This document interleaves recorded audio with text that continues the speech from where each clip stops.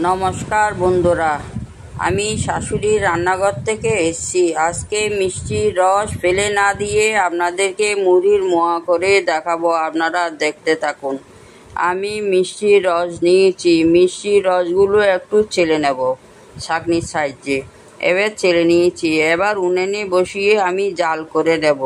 কি সুন্দর আস্তে আস্তে জাল হয়ে যাচ্ছে দেখুন। জাল হয়ে যাচ্ছে আমার। এবার বাটিতে একটু জল নিয়ে আমি মিষ্টির রসগুলো দিয়ে দেব। দেখেন জালের মতো হয়ে যাচ্ছে।